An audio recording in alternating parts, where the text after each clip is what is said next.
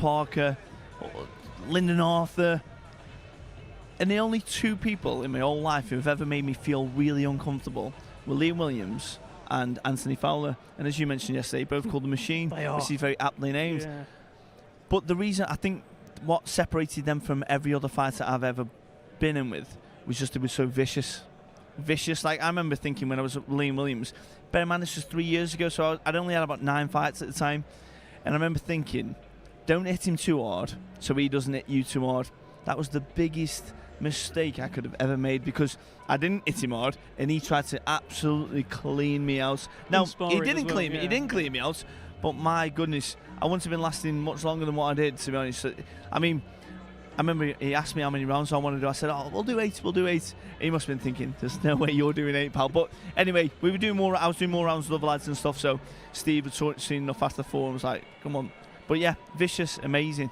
Amazing. So it's about that version of Liam Williams, that vicious, amazing machine, the one that gave you all that trouble in sparring, the one that challenged for a world title, 2-weight British champion as well. Yeah. If he's still around, it's a problem tonight for Hamzah Sheeraz. If that man's still around, then I can't see anything but a knockout win for him, because he is devastating in that fashion.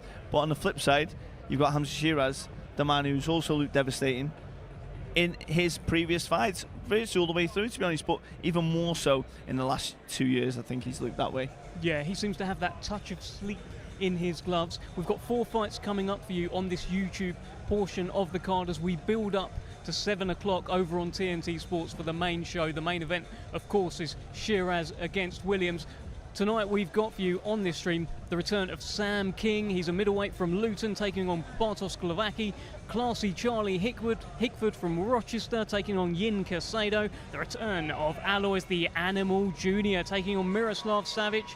And Karol Itauma, the older brother, of course, of Moses Itauma, Olympic youth gold medalist, takes on the unbeaten Eros Seghetti. So plenty to look forward to, Nathan Heaney. What's kind of your pick of the bunch? What are you looking forward to from our part of this? I'm looking forward to seeing how Karol some fights in terms of, because I obviously saw him on the beer to be everyone when he struggled with the Argentinian lad, and I want to see how he's moved on from that, because I know he's had 2 good. I think he's had 2 good wins since then. And Aloys Junior as well, explosive lad. Yeah. I mean, it's great to see all the other lads on there as well. They're all going to be dead excited. They've got a great opportunity on. I mean, I remember before I was signed with Queensberry.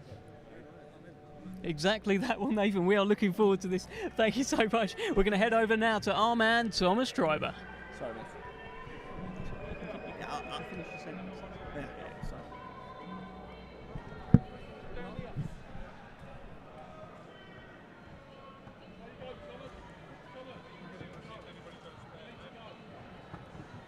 Let's first welcome to the ring from Poland, Bartosz Glowacki.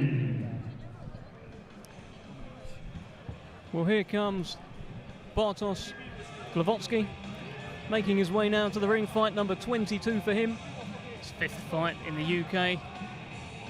32 years old from Poland, and he will be providing the test this evening for young Sam King, the Luton middleweight. This is a guy that doesn't really get stopped. He's only been stopped once in his career, and that was by Ben Fale.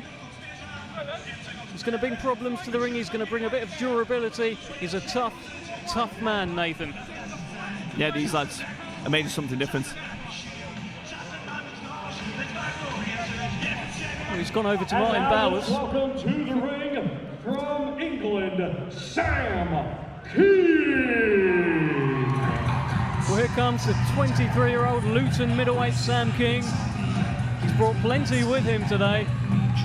He says that his perfect 2024 is to finish 6-0, maybe get a fight abroad, Luton to stay up, and Luton to win the FA Cup. Well, Luton lost 3-1 today to bottom of the league, and they've got City next in the Cup. But hopefully he can go 6-0, Nathan. Yeah, hopefully he does. But I think if we don't get relegated, Stoke are in a relegation battle themselves, so I hope we stay up. Bit of confusion at the start where Bartosz Glowacki actually went over to the wrong corner, went and acquainted himself with Martin Bowers. Sam King now, the Luton man, has brought a bit of Luton faithful with him. Fight number 2 in his career.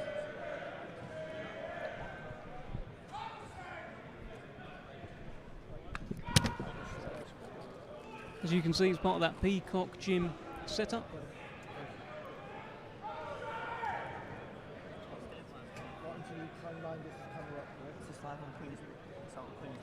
It's in the gym with Denzel Bentley, the Fail twins, gets plenty of work in.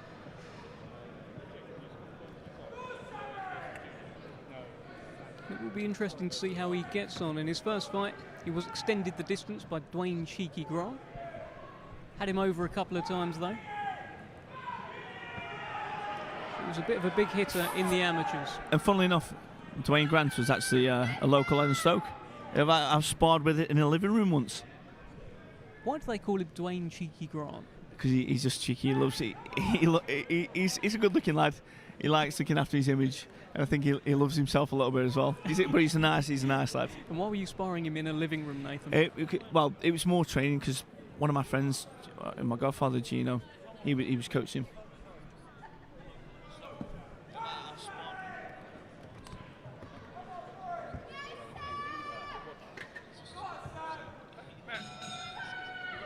Ladies and gentlemen, we get things started here at the Copper Box Arena in London with 4 rounds scheduled, and it is an international middleweight contest. Brought to you by Frank Warren on behalf of Queensberry Promotions, along with their great sponsors, 32 Red, Unibet, and Hype Energy UK. Our timekeeper is Mark Shannon, and our referee in charge and scoring of this contest will be Kieran McCann. Introducing to you first, fighting tonight out of the red corner, he comes to the ring wearing white trimmed with gold and weighed in officially at 159.13 pounds. Hailing from Chanov, Poland, he brings a professional record consisting of 7 wins, 13 defeats, 1 draw, 5 of his 7 wins coming by way of knockout. Ladies and gentlemen, please welcome Bartos Glowacki. And his opponent across the ring, fighting tonight out of the blue corner. He comes to the ring wearing red with white and black and weighed in officially at an even 160 pounds. Hailing from Luton, Bedfordshire, England, he is undefeated with 1 victory. Ladies and gentlemen, introducing Sam King. Well, great ovation there for Sam King. Sounds like he's brought half of Luton with him. He's very, very proud of his area. You will obey my commands at all times. When I tell you to break cleanly. Take a step back, throw no punches. Mind your heads, most importantly, protect yourself at all times. Shake hands. 4 rounds coming up in the middleweight division, 4 rounds or less, of course, but Bartosz Glowacki is a tough man. Most Polish fighters are. I remember watching boxing a Polish lad. Felt like I was hitting a brick wall every time I hit him. He didn't even budge. Seconds out, round 1.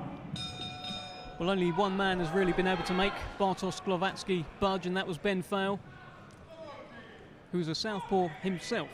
Maybe something Glowacki wasn't too used to.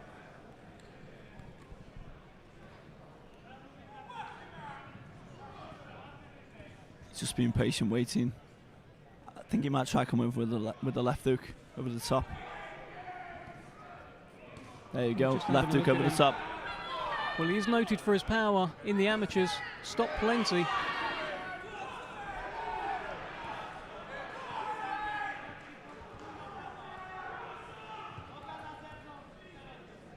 Glowacki just mounts an attack of his own.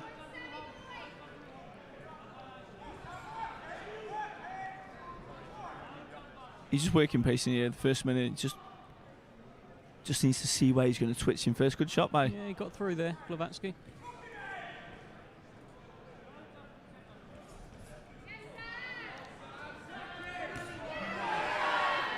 Well, this is a fight he was looking forward to, Sam King. He said that in the amateurs he actually had a lot of success against southpaws, so nothing new for him in this fight, but the durability and the toughness of this man, fully grown man, may be new to him. When I mentioned yesterday, You have to systematically break them Look at down. him there. Little shots here and there. He's getting through now with Sam King. He's got him up, he's pinned against the ropes. Glowacki holds on, and the referee will bring them apart here.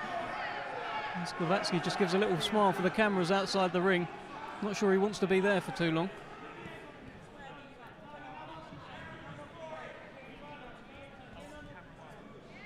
Just needs edge in slightly more. Good body shot. Glowacki's still game. Well, this is what he's known for. He's a very game, durable circuit fighter. Oh, gets through with that.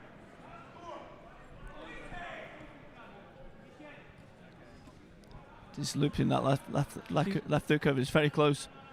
He's getting closer He's and closer he's with chipping it. away. Sam needs to work a bit. That's it. Good. But Sam King gets through with the left there.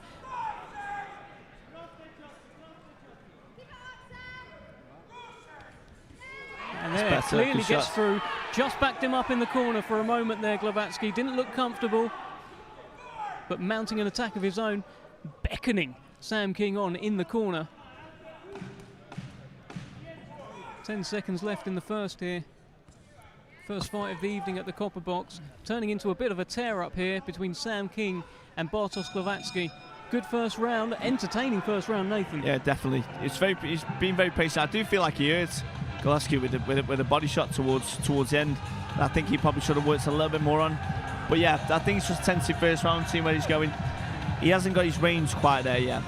And to be fair to his opponents, to Sam King's opponents, he's not doing bad himself. But that was the first round, Sam King. Yeah, it feels like Glowacki, he hasn't been deterred, certainly hasn't been deterred yet in this fight. But there were moments in there that Sam King was starting to get through. There was a moment in the corner where it looked like Glowacki didn't want to be in that corner for too much longer. Particularly towards the end of the round. Martin Bowers giving the instructions in the corner. Of course, the trainer of Denzel Bentley. Fail twins, formerly Daniel Dubois as well. Seconds out, round 2. Second round here in our first contest of the evening in the middleweight division. Sam King against Bartosz Glowacki. Be interesting to see what Martin Bowers has said to Sam to break this lad down.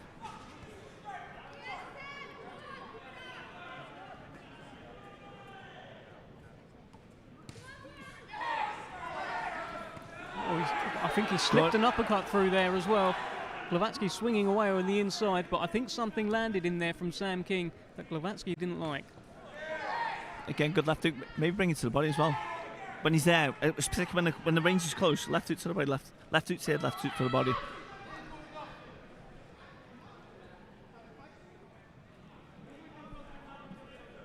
Referee again just bringing them apart. He's had to do that a few times. Or even if he brings the left hook to the head and the right hook to the body, so it changes levels up.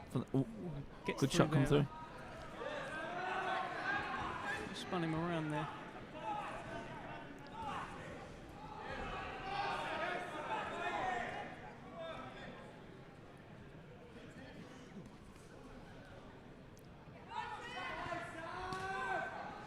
He just needs not to overthink it. Sam King just needs to let the shots go. Just relax it. That's better. Well, Glowacki is very game in there, but he may not be game for too long. He gets through there, Sam King. Once again, referee Lee Avery will bring them apart. Kieran McCann, sorry. So if he chips away with the jab, chips away with the jab, chips away. Just chip away a little bit more. But good body shots, good body shots. Those body shots are doing a bit of damage. Now to the body. Glowacki doesn't look as interested as what he did before. Got through with something there, did Sam King.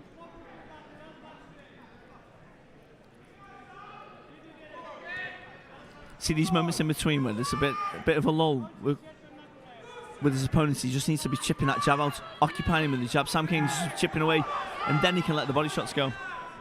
This moment in time, there's a bit of, they're both waiting. Now Glowacki's going to be waiting because he's waiting for the counter of some kind. But Sam needs to be chipping away just to break him down just a tiny bit. Well, the 23-year-old Says that he's learning various different styles. He's been around the gyms in America, of course in the UK as well, picking up different parts. Good shot come take through. One there from Glowacki, and another, that straight left hand has got through. That's better with the jab.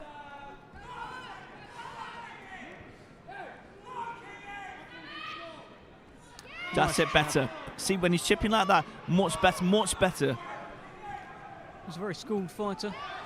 Hoddesdon Amateur Club.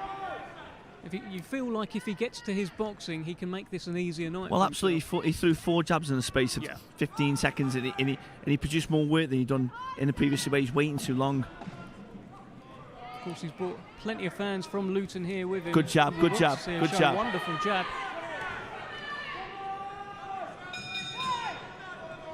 2 rounds in the bank, and another entertaining round here. What are you making of Sam King's performance so far, Nathan Healy? I think he's doing very good. I think the only thing, he's just been he's waiting a little bit too long. Just that little, it's the activity in between these phases that he's just not really chipping away at him. He's still doing very good. Make no mistake, I'm being very critical there.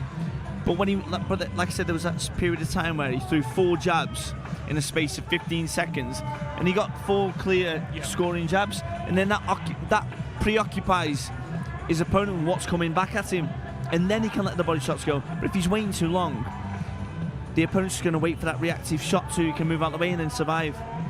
Why do you feel he is waiting too long? Who knows? It could be just, obviously, he's on a big platform, he's got his supporters here, but he might start opening up now. You don't want to get caught as well, so that's why you can be tentative. Yeah, and Glowacki very, very live in there. He is throwing big, heavy hands. Good jab. Very good jab. He's touched the canvas there, but that looked like it may well be a slip. I don't think it's being counted by Kieran McCann. Back to the neutral corners.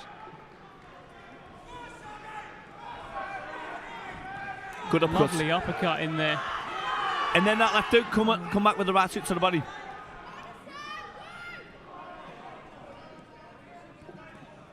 Good hook. Sneaky little left hook in there as Glowacki dipped down. But that's it, great job. They're the little shots that are going to break this opponent down.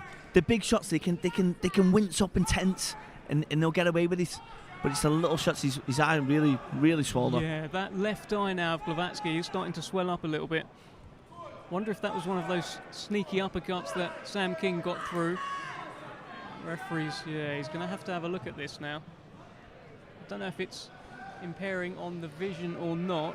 Kieran McCann is talking to him. I think he's brought up the doctor. It's not impairing his vision. I think he should be okay. I don't think it's going to get any better though. I think maybe that's the concern. But yeah. There's only a round left after this. He's having a chat with him. Yes.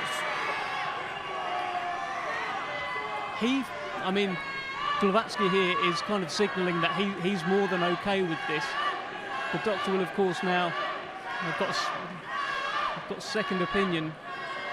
Now there's 2 doctors looking at it.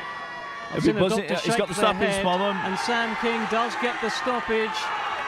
The doctors judge that Glowacki was in no position to continue here. That eye is swelling up. And as I mentioned, Nathan, the eye's not really going to get any better. Just looking at him from before he went into that corner to looking at him now, it has swelled up more. Oh, absolutely. You'd still be gutted. If you were him, as a fighter, you want to go to the absolute end. But as you say, it was a great shot that caused that in the first place. Possibly one of the right upcuts that sneak through. Yeah, you can see Martin Bowers now talking to Glowacki. Sam King coming over to. But he was coming much better into the fight, and that round particularly, he was picking the shots better. He was letting them go more, and he was chipping away better. And it was that chipping away that caused that eye as well. Yeah, it was exactly that. He was growing into the fight.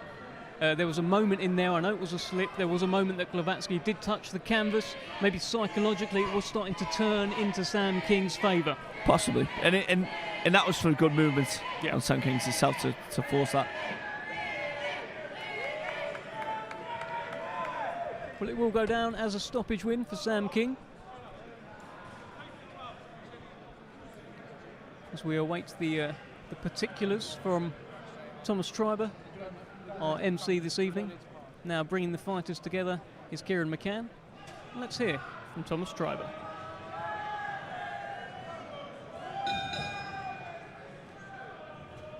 Ladies and gentlemen, here is the official time. 1 minute, 1 second of round number 3. Our physician at ringside advises our referee, Kieran McCann, to stop the contest due to injury. Therefore, your winner by way of technical knockout and still undefeated, Sam. Well, it's fight number 2 and win number 2 for Sam King. A very successful start to his career as a professional. And that's his first stoppage. I mean, he was starting to do some real damage there to Glowacki. And obviously the doctor decided that that's not good for him, that eye. Yeah, he was definitely coming into the fight. In terms of obviously showcasing what he can do. Because you can see he's a strong lad, he's built well. Yeah. Well, Sam King becomes the second man to ever stop Glowacki. Only Ben Fale was able to do it in the past. Ben Fale got him out of there. Now Sam King from the same gym. Yeah. Maybe Glowacki's not going to take fights with people from the Peacock gym anymore. Maybe that's it. Possibly not. But what's good for him is you usually see certain fighters, they only get stopped by very good fighters. So obviously Ben Fale, very good. Yeah. See Sam, he's just got a very good win there. So, and you usually see that with these journeyman fighters. They don't get stopped very often. But when they do get stopped, you'll see they've been stopped by very good lads. For example, when I used to box some people, Liam Williams had demolished them. Yeah. Demolished them. He didn't even make a dent in them. Like. Well, I think we're going to bring in Sam King very, very shortly for a chat. How would you kind of reflect on his performance this evening? Fight number 2, very early in his career, only 23 years old. Got the guy out of there in the end. Yeah, I thought it was a good performance. Like I say, at first I thought he was the first 2 rounds, very, very tentative. Maybe that's because you've got a big crowd here, so you're not too sure how you're going to perform. But definitely in the 3rd round, he was open up and showing what he can do more of. Well, our producer is chasing after Sam King, who was supposed to join us for a post-fight interview. And I trust our producer, Jake, to get hold of him. I mean, that guy's been... Has he got him? It's the only time he's been caught tonight. There you go. It's the only time he's been caught tonight. Let's bring in the man they call Sam King. Sam, please take a seat. Yeah, of course you can, mate. Get yourself down there, lad. You're okay, good lad. How you doing? Tell us about that fight. It looked like it was a bit of a tear-up for maybe the first round, then you started growing into it more and more. Eventually, you got your man out of there because of the damage to that eye. Yeah, do you know what? It was a bit of a rushed whole thing, but it was a good performance. First round, like you say, was a bit rough, so I neatened it up. To be honest, I was getting into a flow, and they stopped it. So the knockout was coming, but the next fight, we'll get the knockout properly. Well, I said first round or 2 tentative at first, but you were definitely coming into it in the 3rd round. You can see you were chipping away more. I think was it the right uppercut you caught him? I think so. Yeah. Well, do you know what? I caught him with some really good shots. He was rough. He was strong in his game. I knew that coming into it. You know, he's got 5 knockouts out of 7 wins. So like, he was coming to stop me. Do you know what I mean? So I took it anyway. I wanted someone that would actually throw, and he did that. So I was happy. It's quite a tough fight to take for your second fight. Yeah, exactly. Like, not many people are going to take that as their second fight, but you know, I want someone that will throw because I want to hurt someone. Do you know what I mean? I'm in there to hurt people, and I think I did that tonight. I did definitely hurt him. You know. Well, you became the second man to stop him. The other guy that has stopped him is in your gym as well, yeah. Ben Fale. So I don't think he'll be taking fights with people from the Peacock gym anymore. He'll be probably avoiding Peacock. Ben's a big hitter as well, and I sparred Ben coming into this camp. Sparred loads and loads of good southpaws. So I was well prepared. It was just, you know, it's my second fight. I'm getting into a good flow, and you know, as I was getting into it, you know, I stopped him. So it's all right.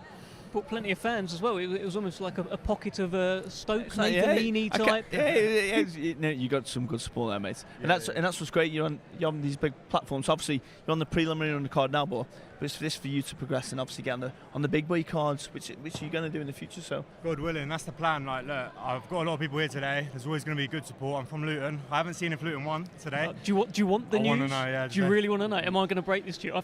They lost 3-1. Oh, did they? Are you serious? At home, mate. Yeah, I know. We apologise for any language. I shouldn't have broke the news. I'll try and room after. But look, I've got good support from Luton, and like I say, we'll all be at every fight, and hopefully that was a good statement. And you know, I won't be on the prelims for much longer. Good man, Sam King. Congratulations on your win, and we'll see you next time. Thank you. Congratulations. Well, that is Sam King. A apologies for the language. I mean, he asked for that. I knew that they'd lost 3-1. He asked for it. I had to tell him, but should I not have? Should I left it? Should I have lied? Should I have told him they won 3-1? What do you do? What do you do? They're not very good, so... Hitman. No, to be fair, Jacob Brown, an ex-Stoke City player, he was an excellent player for Stoke. Obviously, he plays for them. I think, so he's he's got a good energy though, Sam King. But let's. I think next up we've got classy Charlie Hickford, man from my way, Rochester. I believe he's getting ready to make his ring walk very, very shortly. But tell me about the return of Anthony Yard tonight as well. I mean, you must have love and respect for Anthony Yard. Anthony Yard's a superstar. When I first saw him on one of these cards, you think it's Let's Anthony Yard. welcome to the ring a native of Colombia, Yin El Fantasma Caicedo.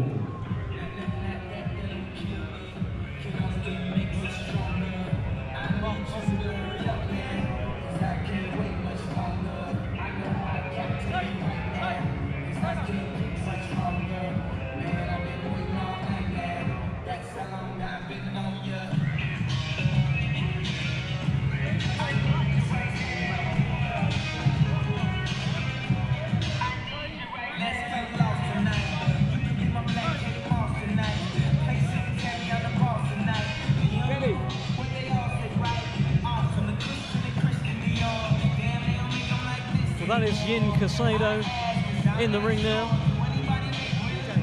providing the stern opposition for classy Charlie Hickford. Welcome to the ring from England, the undefeated classy Charlie Hickford. Well, here comes classy Charlie Hickford.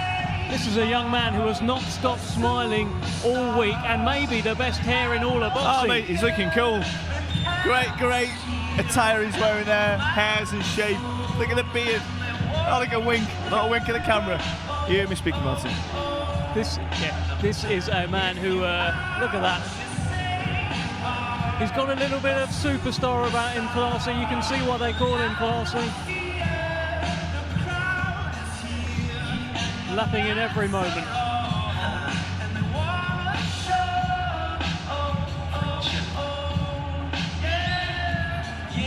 A fresh, cool young Lou, trying to catch his microphone, check 212. Wanna believe my own hype, but it's too untrue. The world brought me to my knees, what if you brung you? Did you improve on the designs? When you're naming on the guest list, who brung you? You, the more famous person you come through, and the sexy lady next to you come too. And then they hit me, standing outside of heaven, waiting for God to come and get me. Ladies and gentlemen, we continue with 4-round schedule, and it is an international super featherweight contest. Brought to you by Whitewater on behalf of Queensberry Promotions, along with their great sponsors, 32 Red, Youmbi Bats, and High Energy UK. Our timekeeper is Mark Shannon, and with the bell rings, our referee in charge and scoring this contest will be Lee Everett. Introducing you first, fighting tonight out of the red corner, he comes wearing red trunks and weighing officially at 126.7 pounds. A native of Colombia, he is now making his home in Venice, Italy, and brings a professional record consisting of 9 wins, 13 defeats, 4 draws, with 3 of his 9 wins coming by way of knockout. Ladies and gentlemen, please welcome Yin El Fantasma Caicedo. And his opponent across the ring, fighting tonight out of the blue corner. He comes to the ring wearing white trunks with blue and gold, and weighing officially at 127.4 pounds. Hailing from Rochester, England, he is undefeated with 1 victory. Ladies and gentlemen, introducing classy Charlie Hickford.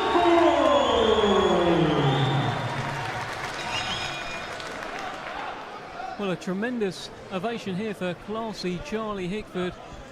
Sounds like he's brought plenty with him. He had a few at the weigh-in yesterday as well. Final instructions here from the referee.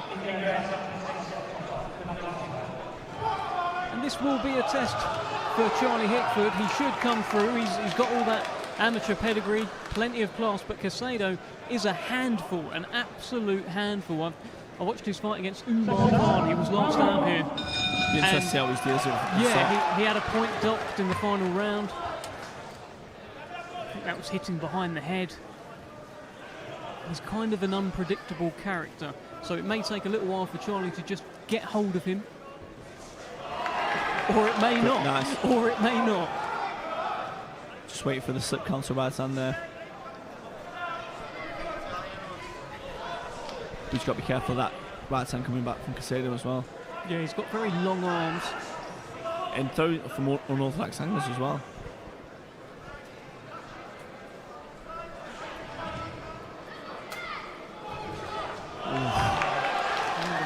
Lovely counter right hand, but I think they're both looking for that same shot. They don't want to both walk into it. But it feels like Hickford got through with a couple there. Caicedo still having a look. Narrowly missing there.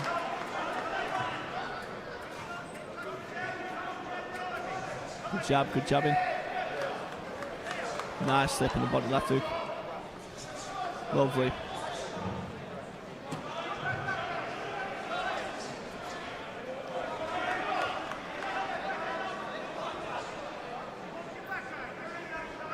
Just having a look, you can see Francis Warren. He is just manages him. He's just chipping away. It's good. He's closed it. Look at that nice little chip with the right hand. Just squeezing him down. Counter right hand. Lovely. And Lovely. He's happy to have his hands down as well while he has a look at him. He just needs to keep doing exactly what he's doing. Don't overcommit. And don't let Caicedo ruin it with the range by getting too close either. Very good amateur he was. He was on the verge of getting onto the GB podium squad, but a car crash actually put paid to those dreams, and he turned over pro, and he's having a very good opening round here against Yin Caicedo. Fight number 2 for classy Charlie Hickford. Gets through again there. This box very nice first round, very nice. Jab. Kept the range good. You don't want to look for the counter right hand too much. Chip away with the jab in between. Well, you could see this fight playing out into a kind of way where Caicedo before long starts getting a bit frustrated because the hands are down from Hickford. He's having a good look at him. He's almost toying with him apart. Lovely. Wonderful right hand lands in there. And that's the sort of thing that will frustrate him, that winding of a kind of bolo punch from Hickford. Lovely uppercut. Fantastic, good, great shots. The legs just looked a little bit wobbly there. He's gone down. That's a knockdown. He's holding on. I don't know if the referee... That's a knockdown in my opinion. I don't know if the referee's going to give it as a knockdown. He's hurt. That's a knockdown in my opinion. The legs do look a little bit shakier than they were. But I don't think the ref saw that. Great let's shot. have a look at Hickford. Excellent first round. Caicedo makes his way back to the corner with a bit of a wry smile. Maybe there was a kind of knowing moment there between Caicedo and his trainer to suggest, yeah, do you know what? Maybe he did go down of a proper punch. No, I think that wasn't. I think that wasn't knockdown. But I think he was on the blind side of the referee.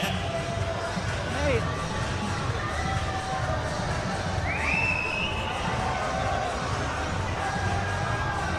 There's Yin Caicedo in the corner. Lewis van Puch. Yeah, Lewis van Puch ringside. Lewis van Puch now is ringside here. He's affectionately known as Pucci, pursuing. You can see him just right there in the middle of your screen at the bottom. Former journeyman, now pursuing a career working for the British Boxing Board of Control. Is he someone you fought in the past? No, it's someone I definitely didn't want to fight either because he was so tough, and he could really spoil a good performance. You see how he builds on this now. Interesting. Well, Caicedo is the kind of guy that also can spoil a performance. He's quite unorthodox, difficult to predict, but Charlie Hickford has had it all his own way so far tonight. In that first round, a very clear Hickford round, and he may have hurt him at the end, and he may be looking to hurt him now again. He's opening up. I think he's backed him up there, Hickford. He's really enjoying himself here. Really enjoying. But he needs to get Counter right hand. excellent The shot. legs are a little bit shaky now as well from He's Caicedo. really controlling the range fantastically well. He's picking his punches so well tonight, Nathan. Good shot to the. But it's all down to the range. He's just keeping it nice into the perfect range almost. Well, But again, looking for that count. Whether he looks for the counter right hand from the southpaw stance here, I'm not too sure. But Caicedo has been disqualified in the past for throwing a headbutt. He's appeared to bite an opponent before as well. But Charlie Hickford is opening up and doing as he pleases right now, and as Caicedo is clinging on a bit there, perhaps trying to make it a little bit messy. Gets a warning from the ref. He's showing his class, isn't he, Nathan? absolutely. Oh, big counter right hand. Big right hand. It's just preoccupying with a little shot start. He's given him plenty to think about. His last out. Caicedo's struggling in there. Yeah. Well, He's struggling. When he boxed Umar Khan had him down towards the end of the fight as well. Hickford may well have had him down in the first. Wonderful counter there. Bring it down to the body afterwards. And he's stumbled back there. I'm not sure if that was a slip or not. He seemed to just stumble on the canvas, but Hickford opens up. So bring it up and bring it down, bring it down. That counter is working every time, Nathan. Certainly is. Jab to the body. It varies the work as well.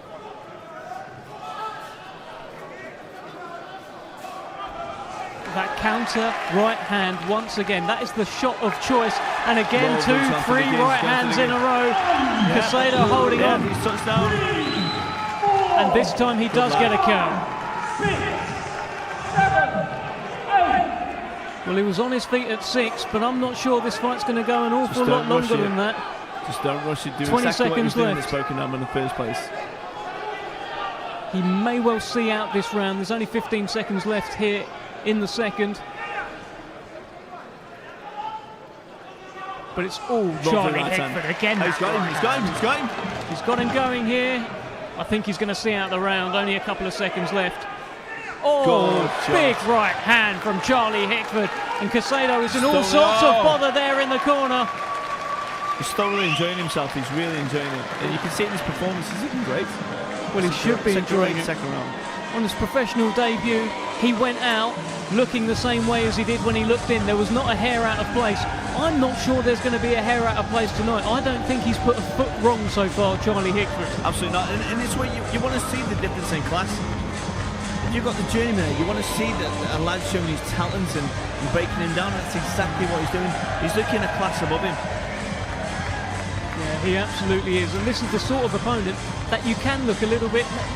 He's not an opponent that can necessarily make you look good because he clings on, he gets warnings from referees, he might bite you, as other opponents have found out in the past. He might get disqualified for headbutts. That's happened before as well. But classy Charlie Hickford is looking every part the amateur sensation that he is. But what's good with the shot is he isn't trying too hard at all. He's just relaxed with it. Completely relaxed. He's loving this. Well, this third round is kind of just a continuation of the second, where Caicedo ended the round in all sorts of trouble.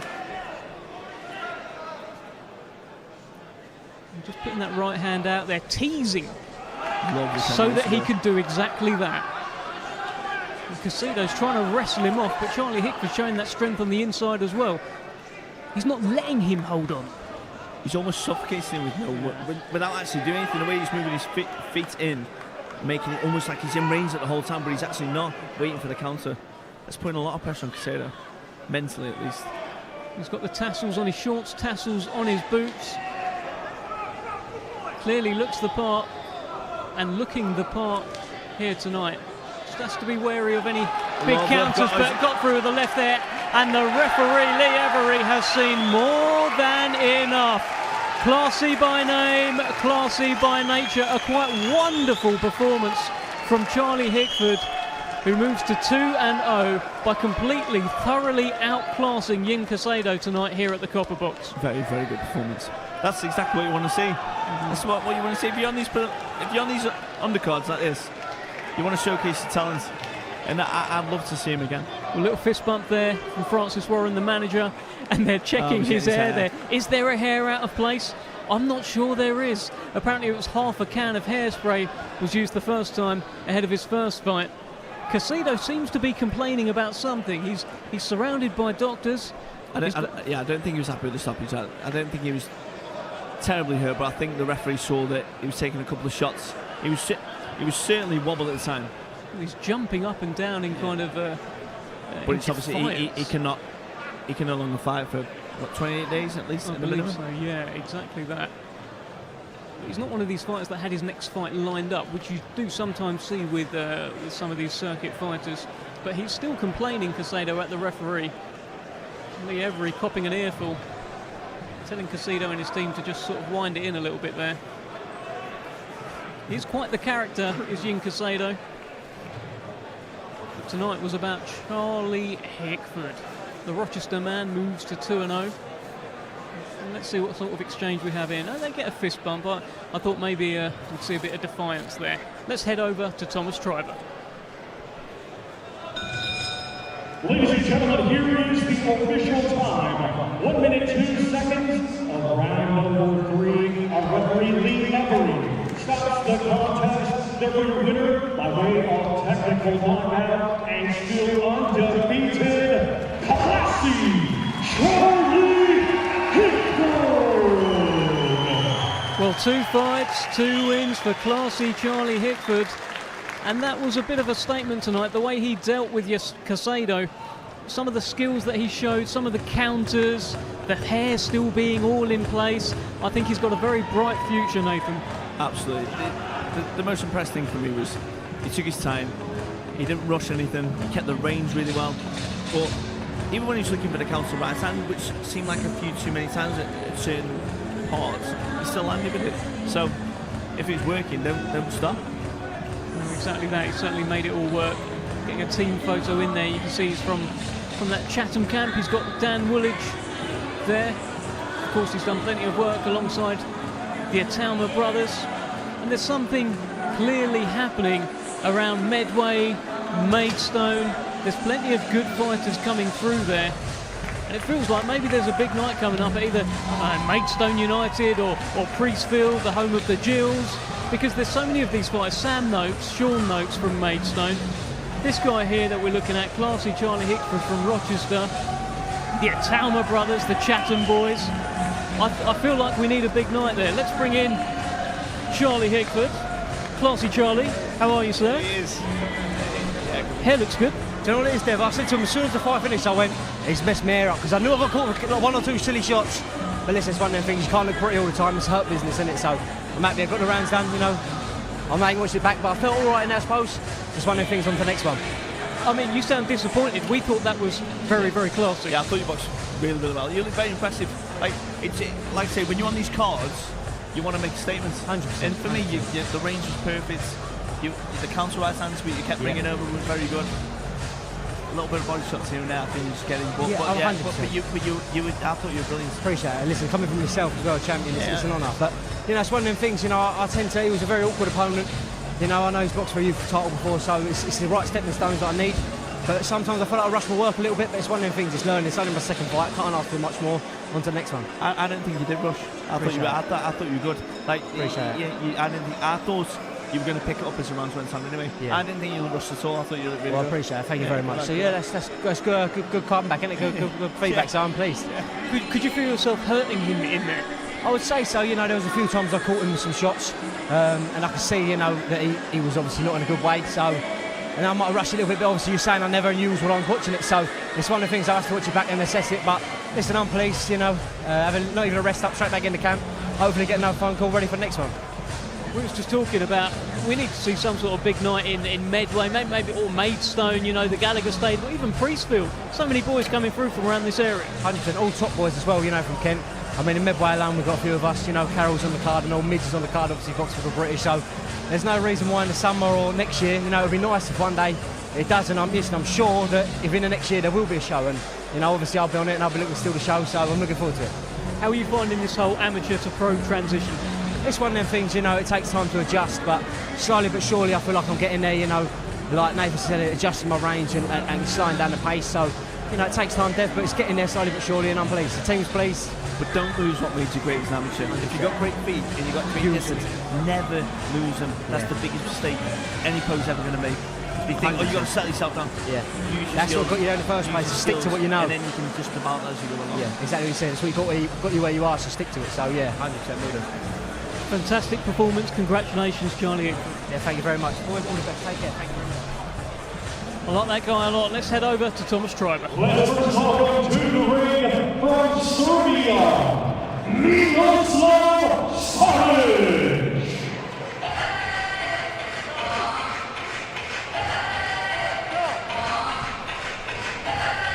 Well, here's the 29-year-old Serbian, Miloslav Savic. His first fight in the UK. Brings a winning record with him to the ring. Stopped 7 from his 9 rings. He's been on the road in Germany, Italy, Switzerland, Bulgaria. And this is his first fight in the UK. Also boxes from time to time, still on the amateur circuit. You have a look at his box rec. It's pro, amateur, amateur, pro. He mixes it up. And now let's welcome to the ring from England, Aloys, the Animal Junior. I'm looking forward to seeing him.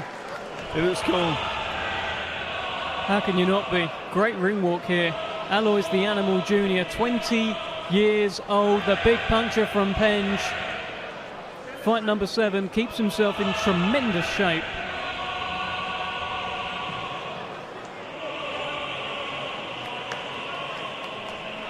He is a monstrous puncher with a lot of skill. He's a thinker.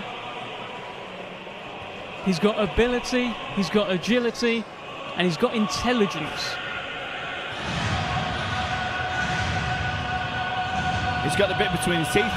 Particularly with Tommy Fletcher as well yesterday. Yeah, exactly that. There's something bubbling with him and Tommy Fletcher. As Aloys Junior joins his trainer Ben Davidson in the ring, as we head over now to our MC, Thomas Treiber. Ladies and gentlemen, this bout is scheduled for 6 rounds, and it is an international cruiserweight contest. Brought to you by Greg Warren on behalf of Queensberry Promotions, along with their great sponsors, 32 Red, Unibet, and High Energy UK. Our timekeeper is Mark Shannon, and when the bell rings, our referee in charge and scoring this contest will be Kieran McCann. Introducing you first, fighting tonight out of the red corner. He comes to the ring wearing black trunks and weighed in officially at 200.3 pounds. Coming to us from Serbia, he brings a professional record consisting of 9 wins, 6 defeats, 1 draw, with 7 of his 9 wins coming by way of knockout. Ladies and gentlemen, please welcome Milosav Savic.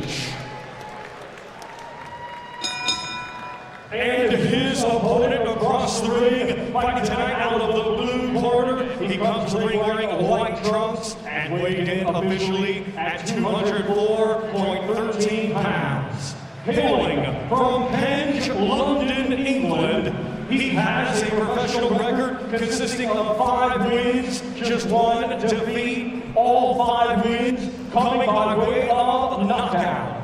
Ladies and gentlemen, here is Aloys, the Animal Junior. Well, 6 rounds coming up in the cruiserweight division. Aloys the Animal Junior. Final instructions here from the ref. Break cleanly, take a step back and throw no punches. Mind your heads, and most importantly, gents, protect yourself at all times. Shake hands. I don't think Aloys is in the mood to shake hands with anyone. Had to be prompted there from referee Kieran McCann. He can start very, very fast. 2 of his first round knockouts, they've happened within 38 seconds. So we'll find out something very, very shortly. But Savic is no mug. I was speaking to Ben Davidson just before this fight, and this is not an easy opponent at all for Aloys Junior. He's got amateur pedigree. Only recently he was still fighting as an amateur, but he's taken one there from Aloys Junior.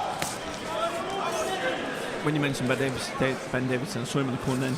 He's going to bring something different to Aloys in terms of patience, in terms of the work that he's doing, working behind the jab, keeping the range.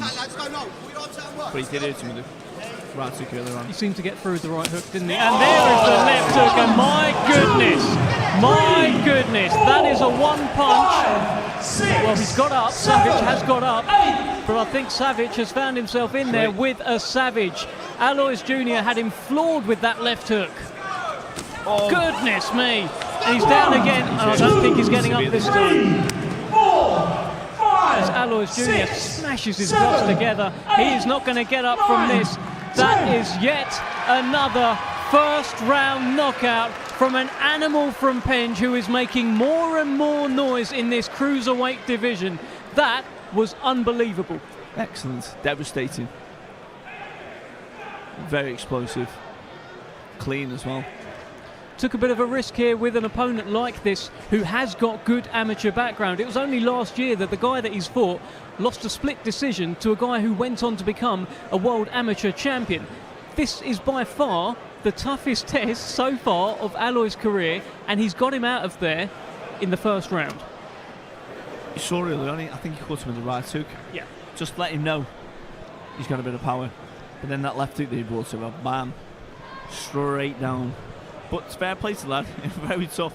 He was up, he got up. But that second one, yes, I think it hurt him to his core. You could see he was wincing, wasn't he? He winced in pain on the ground. And when they hit you like that, you know they've got some devastating power, which he obviously has. Well, you could tell on his ring walk, Nathan, you picked up on it. There was something about the kind of menace that Aloys had about him tonight. He wanted to do a demolition job. Just focus. Walk into the ring calm. But you could see he was extremely focused. Well, let's head over to the final word from our MC, Thomas Treiber. Ladies and gentlemen, here is the official time. 1 minute 2 seconds of round number 1. Our referee in charge, Kieran McCann, reaches the count of 10 to 4. You win by way of knockout. Aloys, the Animal Junior. And what a knockout it was from Aloys Junior. Bit of a statement, bit of a warning to the cruiserweight division. His trainer Ben Davidson said that he feels by the end of this year he'll be in a position where talent-wise he should be challenging for a British title. That feels pretty soon. Particularly with the way he just dealt with his opponent there. Obviously, but that was a step up another. Yeah. And he just met him. How long did a minute and a half of the first round? Minute and a half of the first round. He allowed him to go a little bit longer than some of his other first round knockouts, which haven't gone longer than 38 seconds. But a fantastic performance. And Savic heads back to the dressing room. They've got something special going on in that gym. Ben Davidson, Lee Wiley. You can see Barry there as well. And what a gym that's becoming. Anthony Joshua's there, of course. Lee Wood is there. He's got the McCormacks, Royston Barney Smith, Fabio Wardley, Ben Davidson works with, and this man right in the mix with those guys. And it feels like a lot of stuff's rubbing off onto Aloys Junior. Absolutely. That's why you want to get into a gym like that. That's why it's in Nottingham, travelling from wherever from his hometown. Well, let's speak to the animal, Aloys. I said to you, I was looking forward to commentating on that. I love that. Did you love that? Yeah, I enjoyed it. It's always fun to put people in body bags, you know. Talk me through that performance. I was very calm. I was very relaxed. We was going over drills before the fight, and I just executed. I knew he had certain tendencies. I knew he liked to dip. I listened to my coaches, and then a monstrous knockout. But this guy was no slouch as an amateur, and he still boxes as an amateur. He's just come off a split decision loss to a world amateur champion. Yeah, I think he was in the World Games. He did very, very well, but trust me, look, I'm on a different level.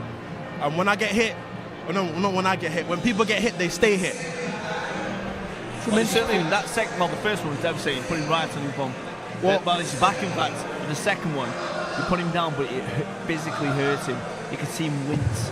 So, like you say, they stay hurt. That one physically hurts him. I'm very malicious, so when I hit you once, I want to get you out of there. Like Jesus. Listen, I've done nothing wrong, mate. Okay, I've done nothing wrong. It's all right. If you want to get in there tonight, I don't mind as well.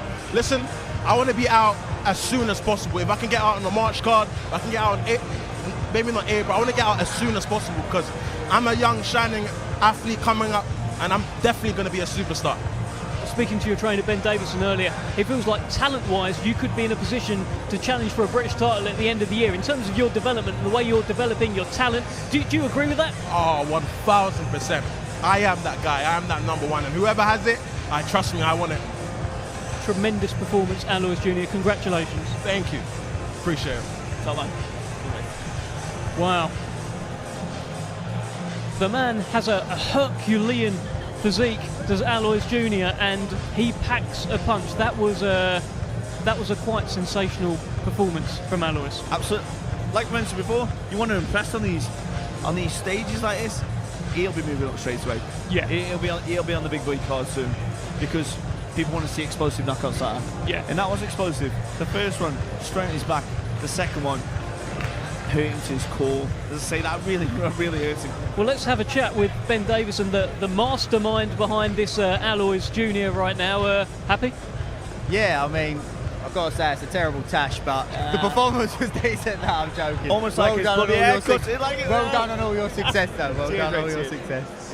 Yeah, I mean, look, we were talking beforehand about this opponent. He was no slouch, right? He did well as an amateur, still boxes as an amateur from time to time. You must be impressed with what Aloys did. Yeah, like the kid's ranked 55 in the world. I know he's got a few losses, but he's got a few good wins on his record as well against unbeaten lads. He lost on a split to the kid that won the Amateur World Championships last year. He's no mug, he knows his way around the ring, but Aloys Junior is one of the biggest punchers in the world at any weight. At any weight. Were you expecting it to go like that? No, I said to you, I had a conversation with you, I said I wouldn't be surprised if it's a bit of a tough night's work, but I wouldn't be surprised he has the power to end any fight at any moment. What has he got in them fists? Just one, he's got bravery, so he's willing to, when something's coming back, he's willing to commit to his punch, which makes you a puncher mentality-wise, but he's explosive, you can see from his body type. And he's ferocious. He loves knockouts. He loves finishing fights like that, and it makes him a very dangerous man. He's also quite fired up, Nathan. I mean, he was ready to kick off with you as well. Yeah. No, he's just speaking. He's very intense. I said, "Listen, mate, don't hurt me. I've done nothing wrong." And he said, "Listen, I'll get you in there as well." But that's what you want. But I say, you want the fight's got to be brave. But I said when I saw him in the corner before, with his relentless power that he's got. Obviously, you're going to put the brains behind him in terms of obviously taking his time potentially. But like I say, if he connects with him, he's going to knock him out anyway. Yeah, and that's what makes it hard matching him along the way, to be honest with you, because he can end fights like that and then people go, oh, he's ready for the next step, ready for the next step. But there's little things along the way, little checkpoints that you need to tick off along the way for someone to truly be ready for world level. And he's only 20 years old, we can't forget that. Normally, when we talk about an Aloys Junior fight, we talk about how he took that fight at 24 hours notice against that crazy pole. We didn't even have to talk about that tonight. It feels like the story of Aloys is evolving so much. You talked about how talent-wise he could challenge for a British title at the end of the year. How big of a talent is he? It's okay for me to say, I work with him. Ask any cruiserweight in the country, anybody to spar with him, even some of the heavyweights. Ask them about Aloys, they all know. Listen, while we've got you, give us your thoughts on the main event, Hamzah Sheeraz, Liam Williams. I think it's a brilliant fight. I really like Hamzah. I like Liam. I think Hamzah's a phenomenal talent, and Liam has proven to be a very good fighter as well. So it's a step up for Hamzah, and there's questions there that he needs to answer, but I'm sure a lot of us believe that he's capable of doing so. Is this about how much Liam Williams has got left? No, and I think it's important that we don't push it like that, because it's very easy if Hamzah does do a good job to say it's because Liam hasn't got much left. However, the victory could well and truly be down to Hamzah and the quality that he brings and how good he is. What about the return of Anthony Yarde as well? It's always good to see him under the bright lights. I think he's established himself as one of the best light heavyweights in the world right now. Yeah, I agree. I've always thought so. Sometimes he hasn't had the opponents to show that in a steady progression. He's had to dive in the deep end to prove that, but he has proved that a couple of times. And how's Nathan going to do against Brad Pauls?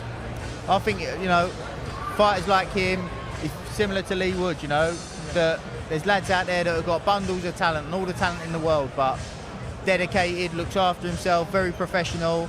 And winning a British title is a phenomenal achievement. Once you achieve that and win, anything's possible after that. Anything's possible. 100%. 100%. Do you know why? Because when you win a major title like that in a fight like that you're not supposed to win, confidence grows, your skill grows. There's a little bit more belief in what you're doing. The world's your oyster, and you've done very well. Finally, Ben, what is going on at your gym? You seem to have kind of the leading stable, certainly in the country right now, in terms of talent in your gym. It must be a really great time for you guys right now, yourself, Lee Wiley, Barry. Yeah, look, we're very grateful and to have the opportunity to work with these fantastic fighters. So, we enjoy it. We love what we do, and it's a pleasure. Congratulations tonight on Aloys' win. We'll see you soon. Thank you. Well, that is Ben Davidson, and yeah, we were talking about the gym that he's got right now. I mean, and Anthony Joshua, I guess, top of the tree over there, and Aloys Junior getting around someone like AJ. He talks about how much he's learning from just being around him. Must be a great place to be. Well, when I used to box for a club called the Rotunda in Liverpool, the home of champions, and that's exactly what they were, the home of champions.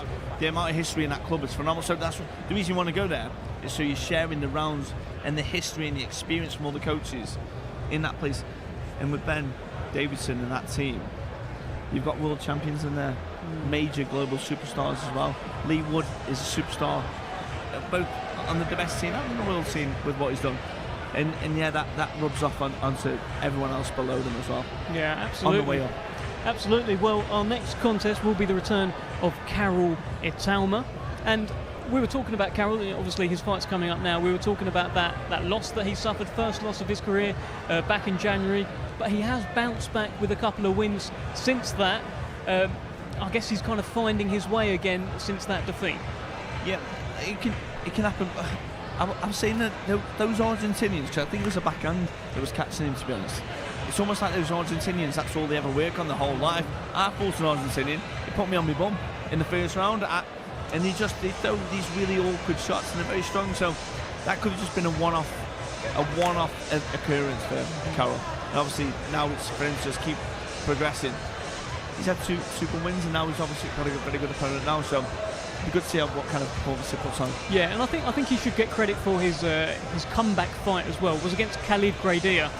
Graidia, you'll know from the Ben Whittaker fight recently, but before that, before Ben Whittaker did that to him, he had given Dan Aziz a pretty tough kind of go over a few rounds in a kind of random fight abroad. But he's a tough guy to take on for your first fight after getting stopped. Absolutely. But tough if they don't apply themselves correctly. Like if Karol doesn't use his attributes, that boxing ability, that pedigree from the GB scene where he's like the youth Olympic champion and so on, it can nullify anything he's good at. But if he keeps what he's good at, those attributes, he could do a number on the life.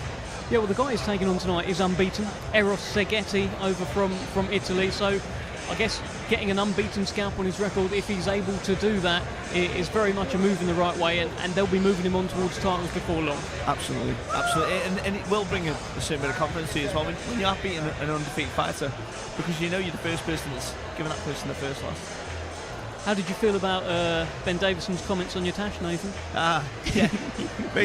Listen, it's not fashion statements. It's it's one of them. Like I say, yeah. To be fair, you fired back quite quickly and just like sort of went at his hair a little bit. I'm not sure he liked that. I think there's a bit of a Davison Heaney kind of thing going on. No one does.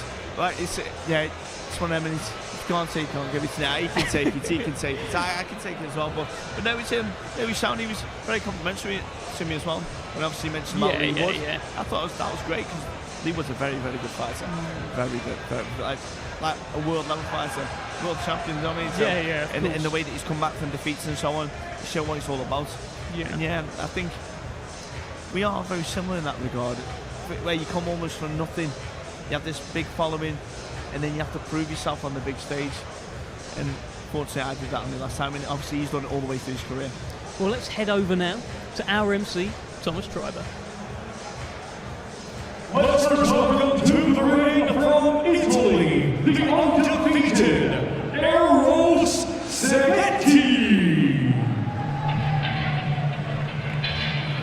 comes Eros Seghetti, 30-year-old light heavyweight from Ascoli Piceno, Italy.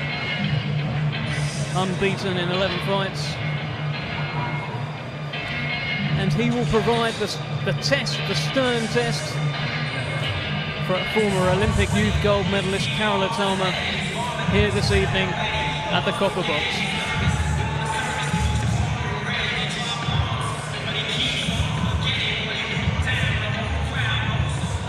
And now let's welcome to the ring fight tonight out of the blue corner from England, Karol Itauma.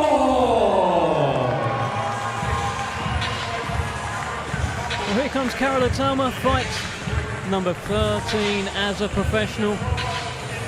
The Chatham man, of course, is the older brother of Moses, very talented family, and he is a very talented young man, 23 years old, and he begins the year against an unbeaten opponent over 8 rounds. You can see the flags on his back there, Slovakia, Nigeria, and Great Britain. His mum is from Slovakia, his father from Nigeria, and of course, at 7 years old, the family moved over to the UK.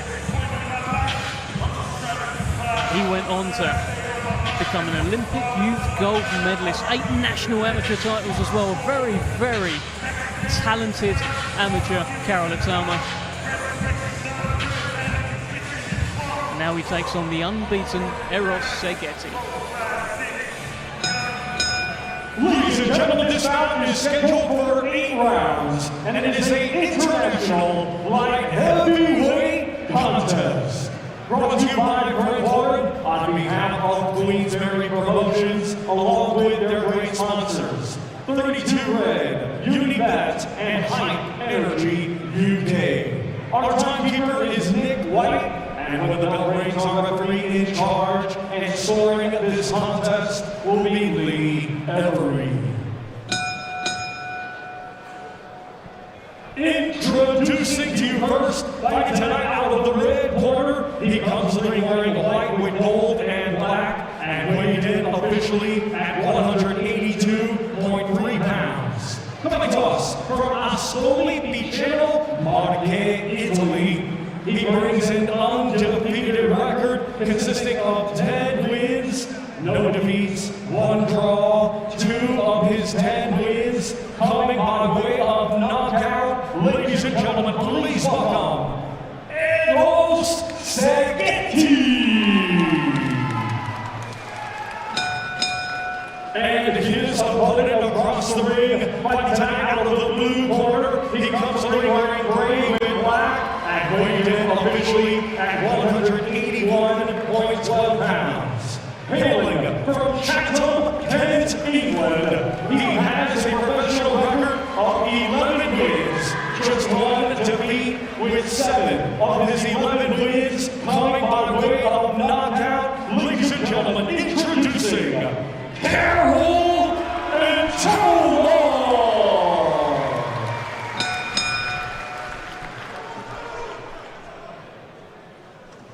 Okay, that's when I say stop, you stop boxing.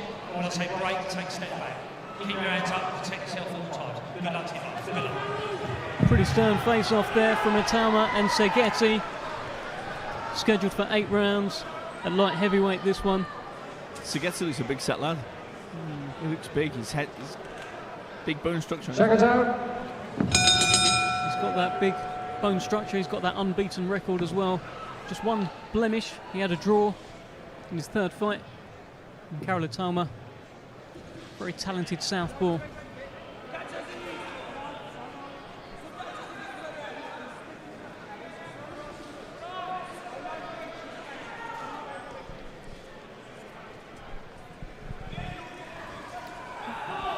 And what you may start hearing over commentary are instructions in Slovakian.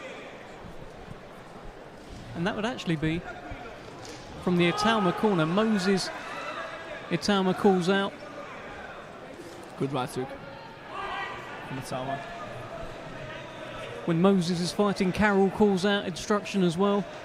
I've spoken to Karol about this before. He says he always hears the voice of Moses. It could be a packed out stadium, and he's boxed in those, Boxed on the undercard of Fury White and the undercard of Fury Chisora. Good shot, good backhand. He gets through with that backhand there. What's good is he is just being patient with it. Good shot.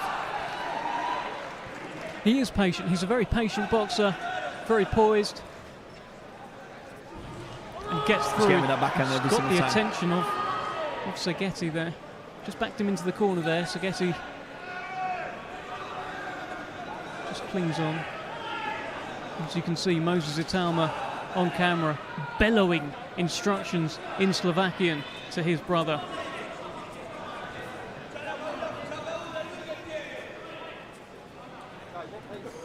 Every just had to give Seghetti a little ticking off there.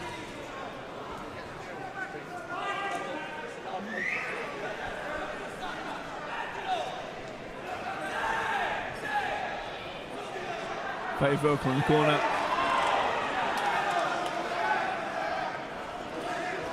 He's looking for that backhand, Itauma. It's landed a few times. And Seghetti holds on.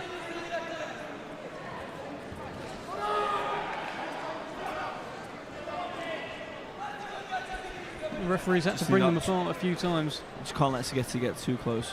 It makes it messy. He's put on a good shot. It's a body shot that slipped through from Karol Itauma as well. And this is a good start from Karol. This is confident. He's finding the shots, he's landing the shots.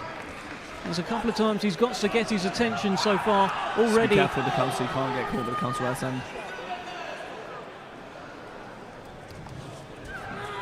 Last 10 seconds.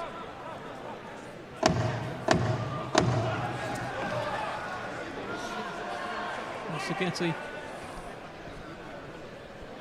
likes getting in close and just sort of grabbing on in those moments. Yeah, good first round. Yeah, certainly a Karol Itauma round. We're looking at Moses there. Of course, the younger brother, 4 years between them. Karol Itauma turned pro in 2020 during lockdown, turned pro on the undercard of Anthony Yard and Lyndon Arthur, one of those lockdown shows. Of course, Moses Itauma only turned professional last year, January it was. It feels like he's been pro for a long time. It feels like both of these Itauma brothers have been around for ages. It's because they've got such a good profile. Yeah. Particularly, obviously, with Moses hoping to become the youngest heavyweight champion, world champion. And obviously the way he's been blasting people out. Obviously the Itauma name's a very big name. But you're right, it does feel like they've been pros a lot longer. Yeah, it really does. A lot longer. And there's another brother as well, and he's just had his first amateur fight, and he was victorious. So I think that we'll be hearing from the Itauma brothers for a long time in boxing. A lot of talent, fighting blood. Jab to the body. Do that and then come over the top of the right hook. That's it, Dave. Just like that. Preoccupy with the jab to the body, then come over the top. Good.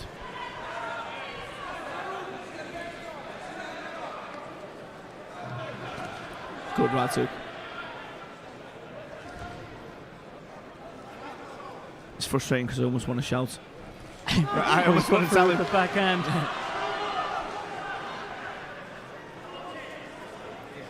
What's he doing well so far, Nathan? Well, this round he's preoccupying with the low. He's just changing the height level of the shot. So jab to the body, and then right hook to the head. See, so he's preoccupying with the body shots. So his opponent's expecting him to go low. Then as he goes low, he can feint, go low, and then go over the top of the right hook. Because he's expecting. He should be setting traps essentially, which is what he's doing. The trap being get him respond to the body, but go to the top of the head.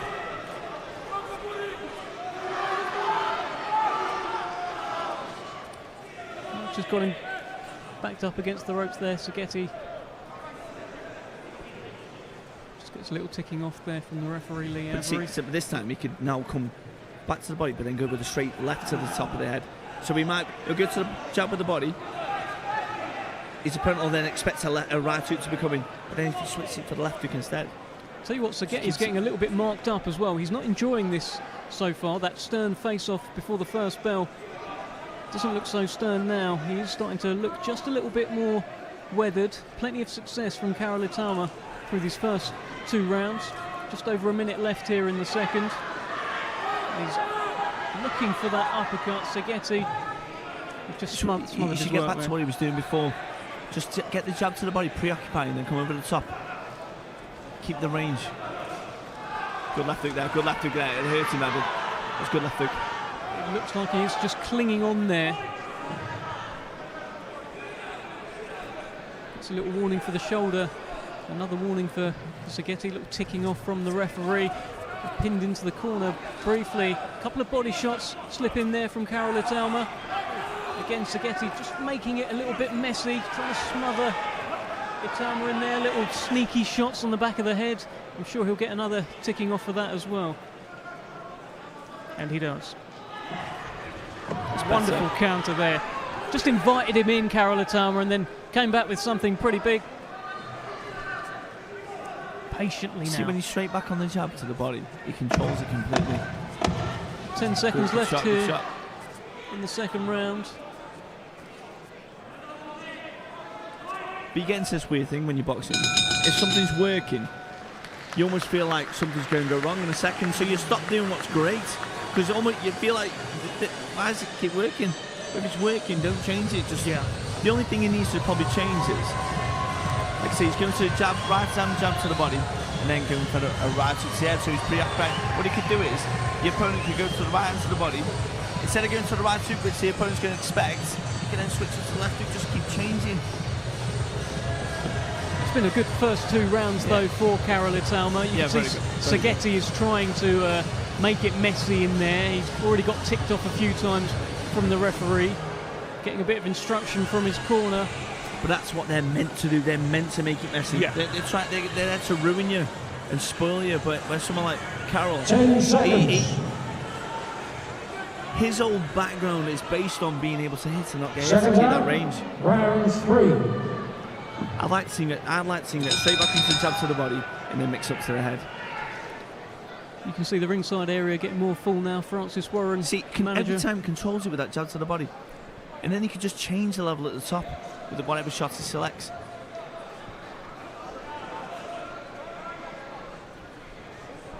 That's to keep that jab to the body. As Nathan Heaney is now actually bellowing instructions to Karol Itauma. He's seen something. Whatever he's saying is working, Nathan. Straight back to the body. And then another shot to the head, that's it. Then switch the levels to the top. Good. Sorry, I'm on the mic here. Of course, we can hear Nathan Heaney in the mic. He is shouting at Karol Itauma, but whatever he is saying is working.